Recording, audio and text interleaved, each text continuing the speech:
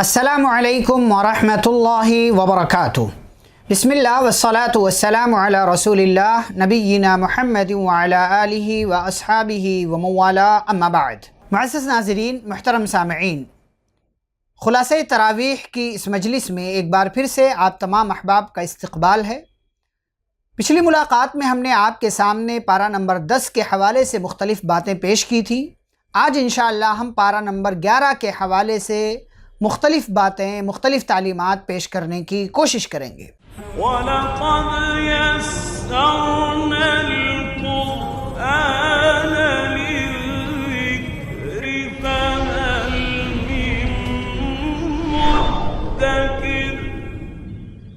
پارہ نمبر 10 کے اخیر میں اللہ رب العالمین نے جنگ تبوک کا تذکرہ کیا تھا، اور یہ تذکرہ پارہ نمبر 11 میں بھی اللہ نے کیا ہے۔ اس لیے آج کی اس مجلس کی جو سب سے پہلی بات ہے وہ ہے جنگ تبوک سے متعلق۔ جنگ تبوک یہ سن 9 ہجری میں ایک جنگ ہوئی جس میں گرچہ لڑائی نہیں ہوئی، لیکن رسول اکرم صلی اللہ علیہ وسلم صحابہ کے ساتھ گئے تبوک کے مقام پر، اور وہاں پہنچے، وہاں پر قیام کیا، وہاں سے واپس بھی آئے۔ رومیوں نے ڈر کے مارے میدان چھوڑ دیا، مقابلے کے لیے نہیں آئے۔ گرچہ لڑائی نہیں ہوئی لیکن پھر بھی اس جنگ کو جنگ تبوک یا غزوہ تبوک کے نام سے جانا جاتا ہے۔ صحابہ کرام کی تعداد 30,000، رومیوں کی تعداد 40,000 تھی، اور اس غزوے میں سب سے مشکل بات یہ تھی کہ بہت لمبا سفر تھا، سخت گرمی کا زمانہ تھا، اور لوگوں کی فصلیں کھیتیاں پک کر کے تیار ہو چکی تھی۔ پیارے رسول صلی اللہ علیہ وسلم کی جانب سے حکم تھا کہ تمام لوگوں کو اس جنگ میں شریک ہونا ہے، کوئی بھی پیچھے نہ رہے، لیکن منافقین جو پہلے ہی سے مسلمانوں کے اور رسول اکرم صلی اللہ علیہ وسلم کے خلاف تھے، وہ جان بوجھ کر کے اس جنگ میں پیچھے رہے، اور ساتھ ہی ساتھ 3 صحابہ سستی اور کاہلی کا شکار ہو گئے، اور وہ بھی اس جنگ میں جانے سے پیچھے رہ گئے۔ یہ ہیں حضرت مرارہ بن ربیع، کعب بن مالک اور حضرت ہلال بن امیہ رضی اللہ تعالی عنہم اجمعین۔ یہ 3 صحابہ بھی پیچھے رہ گئے۔ تذکرہ آگے آ رہا ہے۔ پیارے رسول صلی اللہ علیہ وسلم گئے اور تبوک کے مقام پر آپ پہنچے، 15 دن کا سفر کر کے، 20 دن وہاں آپ نے قیام کیا، پھر واپسی ہوئی 15 دن کا سفر۔ اس طریقے سے کل 50 دنوں کا یہ سفر رہا۔ پیارے رسول صلی اللہ علیہ وسلم واپس آئے، آپ نے ان تمام لوگوں کو بلایا جو لوگ اس جنگ میں شریک نہیں ہوئے تھے۔ منافقین آتے رہے، جھوٹ بول بول کر اپنا کام چلاتے رہے کہ یہ مسئلہ تھا، یہ مسئلہ تھا، یہ مسئلہ تھا، اس لیے ہم جنگ میں شریک نہیں ہو سکے۔ اسی کو اللہ نے پارہ نمبر 11 کی ابتدا ہی میں ذکر کیا، یعتذرون الیکم اذا رجعتم الیہم۔ وہ لوگ آپ کے سامنے عذر بیان کریں گے جب آپ لوگ ان کی طرف لوٹ کر کے آؤ گے۔ اللہ نے کہا ان کا عذر قابل قبول نہیں ہے۔ پھر ان لوگوں کی فضیلت بیان کی جو لوگ پیارے رسول صلی اللہ علیہ وسلم پر ایمان لانے میں آگے بڑھ گئے، جو بالکل شروع میں مسلمان ہوئے۔ اللہ نے کہا والسابقون الاولون من المہاجرین والانصار والذین اتبعوہم باحسان، کہ ایمان لانے والوں میں سبقت کرنے والے، پہلے ایمان لانے والے لوگ، چاہے وہ مہاجرین میں سے ہوں، انصار میں سے ہوں، اور جو لوگ بھی ان کو فالو کریں احسان کے ساتھ، ایسے تمام لوگوں سے اللہ راضی، اور ایسے تمام لوگ اللہ سے راضی ہیں۔ یہ آیت نمبر 100 میں جو سورۃ التوبہ کی ہے اللہ نے بیان کیا۔ پھر اسی ضمن میں اللہ رب العالمین نے اور مختلف باتیں ذکر کرتے ہوئے جنگ کے آداب سے متعلق پیارے رسول صلی اللہ علیہ وسلم کو اس بات کا اللہ نے حکم دیا کہ آپ لوگوں کے مال سے زکوٰۃ وصول کریں، جو مالداروں سے لیں گے اور غریبوں میں تقسیم کیا جائے گا۔ اللہ رب العالمین نے اسی دوران آیت نمبر 108 سے 110 کے درمیان منافقوں کی ایک مسجد کا تذکرہ کیا ہے جو منافقوں نے مدینہ کے اندر بنائی تھی، جس کا نام اللہ نے مسجد ضرار رکھا ہے۔ ضرار یعنی نقصان پہنچانے والی مسجد، اور منافقوں نے یہ مسجد بنوائی۔ پیارے رسول صلی اللہ علیہ وسلم کے پاس آئے اور کہنے لگے ہم نے ایک مسجد بنائی ہے، چل کر کے آپ اس کا افتتاح کر دیں۔ رسول اکرم صلی اللہ علیہ وسلم جنگ کی تیاری کر رہے تھے، یہ تبوک کے سفر پر نکلنے سے پہلے کی بات ہے۔ آپ صلی اللہ علیہ وسلم تیاری کر رہے تھے۔ آپ صلی اللہ علیہ وسلم نے کہا نہیں، میں واپسی میں آؤں گا، پھر اس مسجد میں آ کر کے نماز ادا کر دوں گا۔ پیارے رسول صلی اللہ علیہ وسلم گئے، واپس آئے، اللہ نے راستے ہی میں قرآن کی یہ آیتیں نازل کر دیں اور کہا والذین اتخذوا مسجدا ضرارا وکفرا وتفریقا بین المؤمنین، فرمایا جن لوگوں نے مسجد ضرار بنائی، یہ مسجد بنائی کس لیے؟ نقصان پہنچانے کے لیے، والذین اتخذوا مسجدا ضرارا، نقصان پہنچانے کے لیے، وکفرا، کفر کا کام کرنے کے لیے، وتفریقا بین المؤمنین، مومنوں کے درمیان فرقہ بندی پیدا کرنے کے لیے، وارصادا لمن حارب اللہ ورسولہ من قبل، اور اللہ اور اس کے رسول صلی اللہ علیہ وسلم کے دشمنوں کی پناہ گاہ کے طور پر ان لوگوں نے اس مسجد کو تیار کیا۔ وَلَيَحْلِفُنَّ إِنْ أَرَدْنَا إِلَّا الْحُسْنَى، اور یہ جب آپ کے پاس آئیں گے تو قسم کھا کر کے کہیں گے کہ ہمارا ارادہ نیک ہے۔ اللہ نے کہا لا تقم فیہ ابدا، اے رسول اکرم صلی اللہ علیہ وسلم آپ اس مسجد میں جا کر کے کبھی بھی قیام مت کیجئے گا، نماز مت پڑھیے گا، اس لیے کہ یہ مسجد ضرار ہے۔ پیارے رسول صلی اللہ علیہ وسلم آئے اور آپ نے صحابہ کو بھیجا اور اس مسجد کو ڈھانے کا حکم دیا، کہا کہ اس مسجد کو جا کر کے گرا دو، اس مسجد کو گرا دیا گیا۔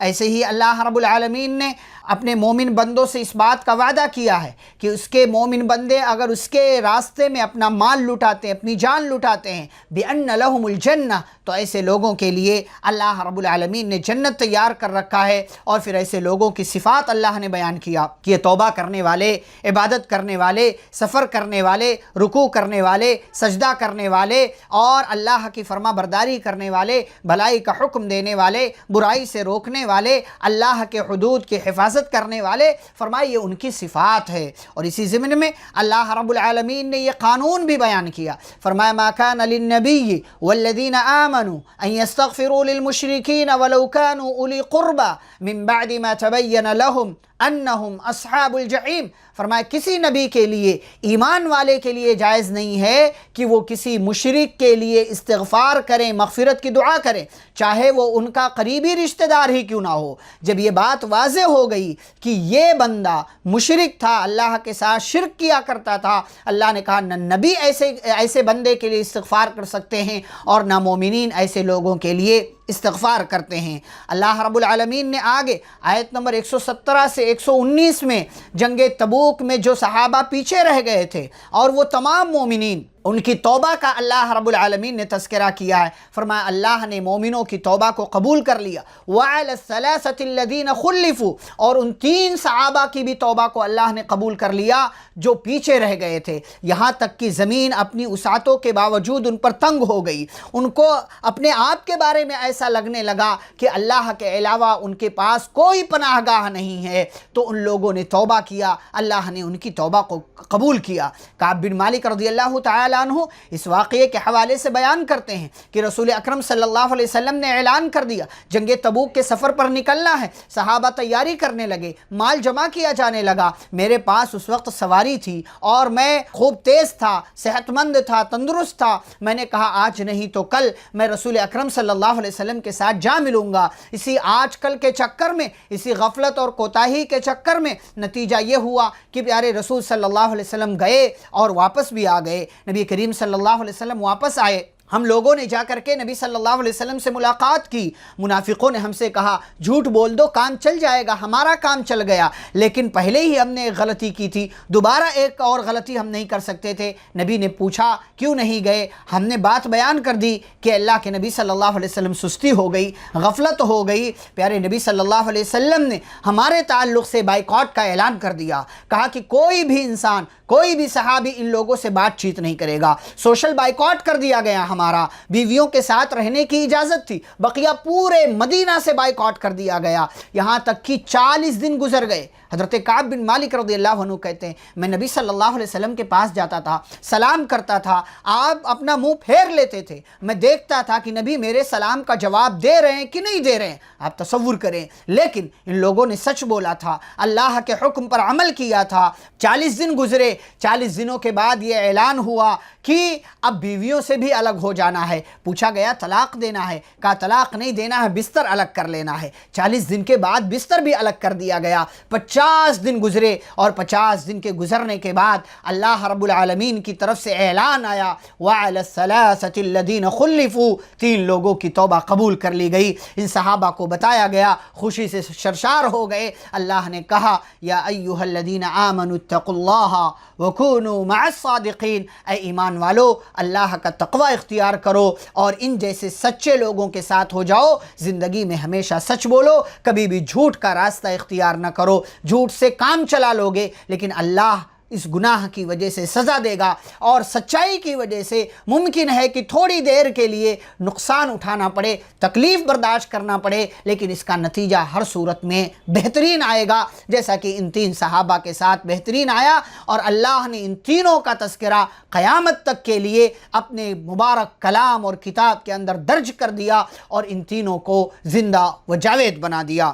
آگے اللہ رب العالمین نے آیت نمبر 122 میں ذکر کیا ہے کہ علم دین حاصل کرنے کے لیے، علم حاصل کرنے کے لیے لوگوں کو سفر کرنا چاہیے۔ کچھ ایسے لوگ ضرور ہوں جو اپنا علاقہ چھوڑ کر کے باہر کی طرف جائیں، سفر کریں، علماء سے ملاقات کریں، دین کا دنیا کا علم حاصل کریں تاکہ دنیا کے حساب سے بھی ترقی کریں اور آخرت کے حساب سے بھی ترقی کریں۔ پیارے رسول صلی اللہ علیہ وسلم کا تذکرہ اللہ نے کیا، لیکن ان کا تذکرہ کرنے سے پہلے اللہ نے انسانوں کی حالت بیان کی کہ ان لوگوں کو سال بھر میں 1 دفعہ 2 دفعہ بہت مرتبہ ایسا ہوتا ہے ان کو بڑا دھچکا لگتا ہے، اللہ کی طرف سے کوئی سزا آتی ہے، پھر بھی یہ لوگ نہیں سدھرتے ہیں۔ ان کو سدھرنا چاہیے اور پیارے رسول صلی اللہ علیہ وسلم کی تعلیمات پر عمل کرنا چاہیے۔ کون سے رسول؟ لقد جاءکم رسول من انفسکم عزیز علیہ ما عنتم حریص علیکم بالمؤمنین رؤوف الرحیم۔ وہ رسول جو انسانوں میں سے ہی تھا، وہ رسول جو لوگوں کے ایمان کے تعلق سے بہت حریص تھے،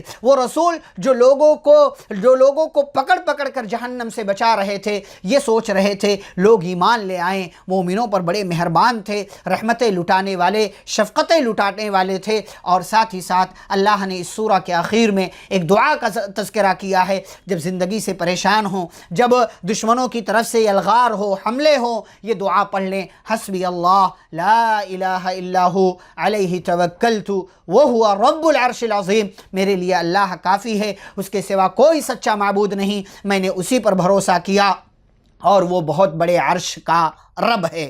یہاں پر سورۃ التوبہ مکمل ہوتی ہے، اس کے بعد سورہ یونس کا آغاز ہوتا ہے۔ سورہ یونس کی ابتدا میں اللہ رب العالمین نے اپنے تعلق سے کچھ باتیں بیان کی ہیں، اپنی صفات بیان کی ہیں، اپنی نشانیوں کا تذکرہ کیا، آسمان، زمین، سورج، چاند اور رات اور دن کا الٹنا پلٹنا، اور یہ ساری چیزیں اللہ رب العالمین نے اپنی نشانیوں کا تذکرہ کیا ہے۔ اور جو اللہ نے یہ ساری نعمتیں انسان کو دی ہیں، اس انسان کا رویہ اللہ نے بیان کیا ہے کہ انسان کو جب خوشی ملتی ہے تو کہتا ہے میں اس کا مستحق تھا، اور جب اس کو کوئی نقصان پہنچتا ہے دعانا لجنبہ او قاعدا او قائما، تو کبھی لیٹ کر، کبھی بیٹھ کر، کبھی کھڑے ہو کر کے وہ ہم سے دعائیں مانگتا ہے۔ یعنی خوشی کے موقع پر ہم کو بھول جاتا ہے اور غم کے موقع پر ہمارے پاس آ کر کے، ہمارے سامنے آ کر کے لمبی چوڑی دعائیں مانگتا ہے۔ یہ انسان کا رویہ اللہ نے ذکر کیا ہے۔ ساتھ ہی ساتھ مشرکین مکہ کا تذکرہ اللہ نے کیا کہ مشرکین مکہ پیارے نبی صلی اللہ علیہ وسلم سے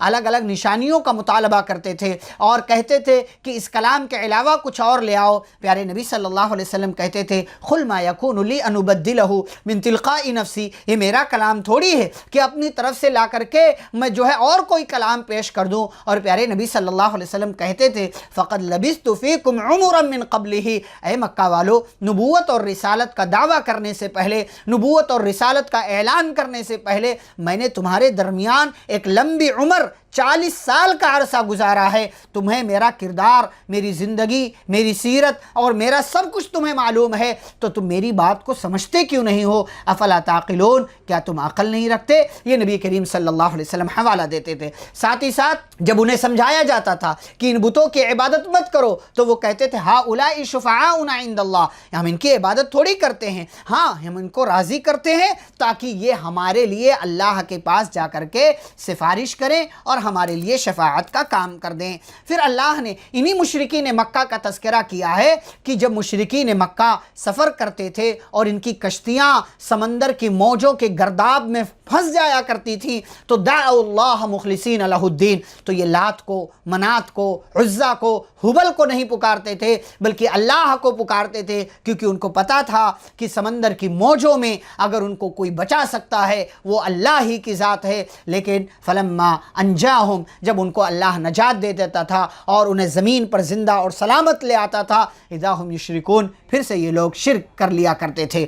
اس کے بعد اللہ رب العالمین نے دنیاوی زندگی کی مثال بیان کی ہے، فرمایا پانی کی طرح جو پانی ہم نازل کرتے ہیں وہ پانی زمین میں مل جاتا ہے، زمین سے غلے اناج پیدا ہوتے ہیں جس کو انسان کھاتا ہے اور جانور کھاتے ہیں، اور پھر یہ رفتہ رفتہ ختم ہو جاتا ہے۔ یہی دنیاوی زندگی کی مثال ہے۔ لہٰذا لوگوں، دنیا کی زندگی کی حقیقت کو سمجھو۔ اللہ دار السلام کی طرف بلاتا ہے، یعنی جنت کی طرف بلاتا ہے، اور جو بندہ صراط مستقیم کی طرف آنا چاہتا ہے، اور اللہ جس کو چاہتا ہے اسے ہدایت دے دیتا ہے، لیکن جو بندہ نیکی کرتا ہے اس کے لیے اللہ نے حسنہ تیار کر رکھا ہے، یعنی جنت تیار کر رکھا ہے، وہ زیادہ، اور جنت سے ایک اور زیادہ چیز اللہ نے اس کے لیے تیار کر رکھا ہے، وہ کیا ہے؟ اللہ رب العالمین کا دیدار۔ ساتھ ہی ساتھ آگے اللہ رب العالمین نے اپنی نشانیاں پھر ذکر کی کہ لوگوں سے پوچھو آسمان و زمین سے کون تمہیں روزی دیتا ہے، کون زندے سے مردے کو، مردے سے زندے کو نکالتا ہے، کون تمام معاملات کی تدبیر کرتا ہے؟ فَسَيَقُولُونَ اللَّهُ، یہ کہیں گے اللہ۔ فَذَلِكُمُ اللَّهُ رَبُّكُمُ الْحَقُّ، وہی اللہ تمہارا رب ہے، سچا رب ہے، تو تم کہاں بھاگ رہے ہو؟ کہاں بھاگ رہے ہو؟ اور یہ قرآن پر جو یہ لوگ اعتراض کرتے ہیں، اللہ رب العالمین نے کہا ان سے کہو اس جیسی کوئی ایک سورہ لا کر کے پیش کر دیں، ایک سورہ، اور جس کو چاہو تم بلا لو اللہ کو چھوڑ کر کے۔ اللہ نے کہا یہ نہیں پیش کر سکتے۔ ساتھ ہی ساتھ اللہ نے یہ بات ذکر کیا ہے کہ ہر انسان کی موت کا، اس کے دنیا سے جانے کا وقت مقرر ہے، جب وہ وقت آ جائے گا کوئی کسی کے کام نہیں آئے گا۔ پیارے رسول صلی اللہ علیہ وسلم کے تعلق سے اللہ نے کہا آپ لوگوں میں اعلان کر دیجئے میں تمہارے لیے کسی بھی نفع اور نقصان کا مالک نہیں ہوں، کسی بھی ٹائپ کے نفع اور نقصان کا مالک نہیں ہوں، اور یہ قرآن جو اللہ نے میرے اوپر اتارا ہے، اے لوگوں یہ تمہارے پاس تمہارے رب کی جانب سے آیا ہے، یہ نصیحت کی چیز ہے، یہ بیمار دلوں کی شفا کا ذریعہ ہے۔ ہاں، قرآن سے جسمانی بیماریاں دور ہوتی ہیں، روحانی بیماریاں دور ہوتی ہیں، اور اللہ رب العالمین اس کے ذریعے آپ کی پریشانیوں کو، تکلیفوں کو، بیماریوں کو دور کر دیتا ہے۔ یہ قرآن ہدایت کا ذریعہ ہے، یہ قرآن رحمت کا سبب ہے۔ قل بفضل اللہ وبرحمتہ فبذلک فلیفرحوا، اللہ کے فضل، اس کی رحمت کی وجہ سے یہ تمام چیزیں ہیں، لہٰذا مومنوں کو خوش ہونا چاہیے۔ اللہ کے اولیاء کون ہیں؟ ان کا مقام و مرتبہ کیا ہے؟ اللہ نے ذکر کیا الا ان اولیاء اللہ لا خوف علیہم ولا هم يحزنون، اللہ کے اولیاء وہ ہیں، اللہ کے دوست وہ ہیں جن کو کوئی خوف نہیں، کوئی غم نہیں۔ اللہ کے ولیوں کی صفت کیا ہوتی ہے؟ دو صفت اللہ نے بیان کی، الذین آمنوا وکانوا یتقون، جو ایمان رکھتے ہیں اور جو تقوی اختیار کرتے ہیں۔ پتہ یہ چلا جو بندہ بھی ایمان والا ہے شرک نہیں کرتا، اور جو بندہ ایمان کے ساتھ ساتھ تقوی اختیار کرتا ہے، یعنی اللہ نے جو کہا وہ کرتا ہے، اور جس سے اللہ نے رکنے کے لیے کہا اس سے رکتا ہے، ایسا بندہ اللہ کا ولی ہے، اللہ کا ولی ہے ایسا بندہ جو ایمان والا ہے اور تقوی اختیار کرتا ہے۔ اس کے بعد اللہ رب العالمین نے حضرت نوح علیہ السلام کی قوم کا تذکرہ کیا ہے، جن کے تعلق سے ہم اگلے پارے میں انشاءاللہ کچھ باتیں آپ کے سامنے بیان کریں گے۔ پھر اس کے بعد موسیٰ علیہ السلام کا تذکرہ کیا ہے، اور موسیٰ علیہ السلام کا یہاں جو تذکرہ کیا ہے، اللہ نے ذکر کیا کہ فرعون موسیٰ علیہ السلام کی قوم کو، بنی اسرائیل کو پریشان کرتا تھا، تو بنی اسرائیل دعا کرتے تھے ربنا لا تجعلنا فتنة للقوم الظالمین ونجنا برحمتک من القوم الکافرین، کہ اے اللہ تو ہمیں ظالم قوم کے لیے آزمائش مت بنا، اور اپنی رحمت کے ذریعے ہمیں کافر قوم سے نجات دے دے، کافر قوم سے نجات دے دے۔ یہ بنی اسرائیل، یہ قوم دعا کرتی تھی، ادھر موسیٰ اور ان کے بھائی ہارون علیہ السلام دونوں دعا کرتے تھے کہ اللہ فرعون کو ہلاک کر دے، اس کے مال کو تباہ و برباد کر دے۔ اللہ کہتے قد اجیبت دعوتکما، اے موسیٰ، اے ہارون، تم دونوں کی دعائیں قبول کی گئیں، قبول کی فاستقیما، اور تو آپ دونوں جو ہے وہ سیدھے راستے پر باقی رہیے۔ مفسرین لکھتے ہیں ایک لمبی مدت گزری، کئی سال گزرے، تب اللہ نے جا کر کے کہا کہ تم دونوں کی دعائیں قبول کی گئیں۔ پتہ کیا چلا؟ ہماری مانگی گئی دعا ضروری نہیں ہے کہ اسی وقت قبول ہو اور اسی صورت میں قبول ہو جو ہم مانگ رہے ہیں۔ ہماری مانگی گئی دعا ہو سکتا ہے سال، 2 سال، 5 سال، 10 سال کے بعد اللہ رب العالمین قبول کرے۔ ساتھ ہی ساتھ اللہ نے اس کے بعد موسیٰ اور ہارون علیہ السلام کی دعا جب قبول کیا تو فرعون کو ہلاک اور برباد کیا، اور اللہ رب العالمین نے اس کو سمندر کے اندر، دریا کے اندر ڈبو دیا، اور جب ڈبویا تو وہ کہنے لگا، جب اس نے دیکھا کہ میں مر رہا ہوں، کہنے لگا آمنت انہ لا الہ الا الذی آمنت بہ بنو اسرائیل وانا من المسلمین، کہ میں اس ذات پر ایمان لاتا ہوں جس کے سوا کوئی معبود نہیں، جس پر بنی اسرائیل ایمان لے آئے، اور اب میں مسلمان ہوتا ہوں۔ اللہ نے کہا الآن، اب سمجھ میں بات آ رہی ہے، وقد عصیت قبل، تم نے بہت پہلے نافرمانیاں کی، وکنت من المفسدین، اور تم فساد پھیلانے والے لوگوں میں سے ہو گئے، اب تمہیں نجات نہیں ملے گی، اس لیے کہ جب موت کا وقت ہو جائے اس وقت کی توبہ قبول نہیں ہوتی۔ فَالْيَوْمَ نُنَجِّيكَ بِبَدَنِكَ لِتَكُونَ لِمَنْ خَلْفَكَ آیا، ہم تمہاری باڈی کو بچا کر رکھیں گے، باقی رکھیں گے، تاکہ تم اپنے بعد میں آنے والے لوگوں کے لیے نشانی بن جاؤ، عبرت کا سامان، نصیحت کا سامان بن جاؤ۔ اور اللہ رب العالمین نے باقی رکھا۔ دنیا دیکھ رہی ہے کہ کس طریقے سے فرعون کو اللہ نے دنیا والوں کے لیے نصیحت کا سامان بنا دیا۔ اللہ رب العالمین نے آگے حضرت یونس علیہ السلام کی قوم کا تذکرہ کیا ہے کہ یونس علیہ السلام کی قوم پر عذاب آیا، لیکن یونس علیہ السلام پہلے ہی بھاگ کھڑے ہوئے، تو اللہ رب العالمین نے اس قوم پر جو عذاب بھیجا تھا اس عذاب کو دور کر دیا، قوم کے لوگ ایمان لے آئے اور ان کا ایمان اللہ کے ہاں قابل قبول ہو گیا۔ اس کے بعد اللہ نے یہ بات ذکر کیا ہے کہ اے نبی صلی اللہ علیہ وسلم آپ اعلان کر دیجئے کہ تمہارے معبودوں کی میں عبادت نہیں کرتا، دین پر جمے رہیے، اللہ کو چھوڑ کر کے کسی کو مت پکاریے، کیونکہ کوئی بھی آپ کے لیے نفع نقصان کا مالک نہیں ہے۔ اگر آپ نے ایسا کیا فَإِن فَعَلْتَ فَإِنَّكَ إِذًا مِّنَ الظَّالِمِينَ، تو آپ ظالم ہو جائیں گے۔ اور یاد رکھیے اگر اللہ آپ کے ساتھ کچھ برا کرنا چاہے کوئی اس کو دور نہیں کر سکتا، اور کوئی کچھ اچھا کرنا چاہے اللہ آپ کے ساتھ تو اس خیر کو آپ سے کوئی ہٹا نہیں سکتا۔ اور اے نبی صلی اللہ علیہ وسلم آپ یہ بھی لوگوں سے کہہ دیجئے، اے لوگو تمہارے پاس تمہارے رب کی جانب سے حق آ گیا، اب جو ہدایت کا راستہ اختیار کرے گا اسے ہدایت ملے گی، جو گمراہی کا راستہ اختیار کرے گا وہ گمراہ ہو جائے گا۔ میں تو صرف بتانے والا، سمجھانے والا ہوں، میں تمہارے اوپر جو ہے نگراں بنا کر کے، داروغہ بنا کر کے نہیں بھیجا گیا ہوں۔ جو اللہ نے نازل کیا ہے اس کی اتباع کیجئے جب تک زندہ رہیے، کیونکہ اس لیے کہ اللہ رب العالمین سب سے بہتر فیصلہ کرنے والا ہے۔ اس کے بعد سورہ ہود کا آغاز ہوتا ہے، یہاں پر سورہ یونس مکمل ہوتی ہے، سورہ ہود کا آغاز ہوتا ہے۔ اس کی ابتدا میں اللہ نے قرآن مجید کا تذکرہ کیا، ساتھ ہی ساتھ اس بات کا تذکرہ کیا کہ اے لوگو اپنے رب سے استغفار کرو، اس لیے کہ وہی بخشنے والا ہے۔ اور ایک اہم بات جو اللہ نے ذکر کی کہ شرم و حیا میں بھی غلو اور افراط و تفریط سے کام نہیں لینا چاہیے۔ بعض صحابہ اپنے کمرے میں بیوی کے پاس ہوتے تھے تو وہاں پر بھی اپنے بدن سے کپڑے نہیں ہٹاتے تھے، یہ سمجھتے تھے کہ یہ حیا کے خلاف ہے۔ اللہ رب العالمین نے کہا کہ یعلم ما تسرون وما تعلنون، جو کچھ تم چھپاتے ہو، ظاہر کرتے ہو، چاہے بند کمرے میں رہو، اندھیرے میں رہو، سب کچھ اللہ رب العالمین جانتا ہے، وہ تو سینوں کے راز بھی جانتا ہے۔ لہٰذا یہ جو ہے شرم و حیا میں غلو سے اور افراط و تفریط سے کام نہیں لینا چاہیے، یعنی کہ نہ ہی بہت زیادہ بے شرم ہو جائیں اور نہ ہی اتنے زیادہ حیا والے ہو جائیں کہ بیوی کے پاس بھی رہیں تو کپڑا نہ اتارے۔ یہاں پر پارہ نمبر 11 مکمل ہوتا ہے، اس کے بعد پارہ نمبر 12 کا آغاز ہوتا ہے، جس کے اندر بہت سارے واقعات اللہ رب العالمین نے ذکر کیے ہیں۔ انشاءاللہ اگلی مجلس میں ہم اس کا تذکرہ کریں گے۔ اللہ رب العالمین ہم سبھی کو ایمان اور عقیدہ توحید کو اپنانے کی توفیق عطا فرمائے، آمین۔ وصلی اللہ علی النبی الکریم، والسلام علیکم ورحمۃ اللہ وبرکاتہ۔